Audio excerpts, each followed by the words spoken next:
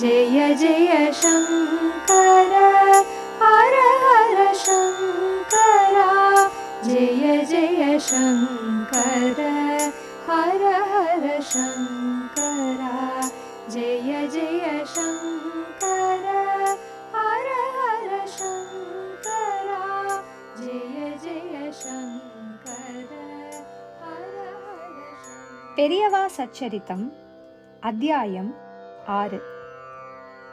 பெரியவா, நான் தீர்க்க சுமங்கலியா இருக்கணும். பெரியவா தான் அனுகிரகம் பண்ணணும். காஞ்சிபுரத்தில் பெரியவா தர்சனம் கொடுத்து கொண்டிருந்தார். அப்போது ஒரு சுமங்கலி பெண் பெரியவாளை நமஸ்காரம் பண்ணிவிட்டு அவரிடம் ஏதோ விண்ணப்பம் கொடுக்க நினைத்தவள் போல அவருக்கு அருகிலேயே ஒதுங்கி நின்றாள். பெரியவா என்ன வேணும் என்பது போல் அவளை பார்த்தார்.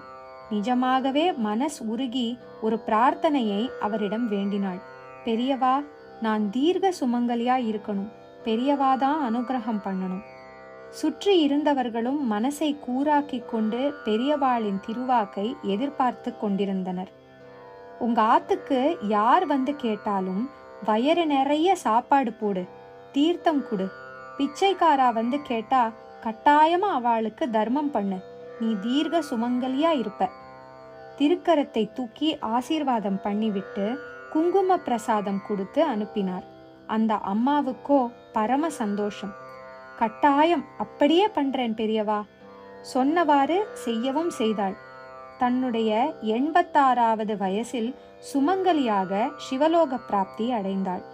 நம்ம வீடுகளுக்கு யார் வந்தாலும் அவர்களுக்கு வயிறு நிறையற மாதிரி முகம் சுளிக்காம சந்தோஷமா சாப்பாடு போட்டாலும், தர்மம்னு யார் வந்தாலும் நம்மால முடிஞ்சதை தாராளமா கொடுத்தாலும் இகலோக சௌக்கியமும் பரலோக சௌக்கியமும் நிச்சயமா கிடைக்கும். இது பெரியவாளுடைய அருள்வாக்கு. தன்னுடைய பக்தர்களிடம் அடிக்கடி இதை வலியுறுத்துவார். ஜெய ஜெயசங்கர ஹரஹர சங்கர மகா பெரியவா சரணம். जय जय शंकर हर हर शंकर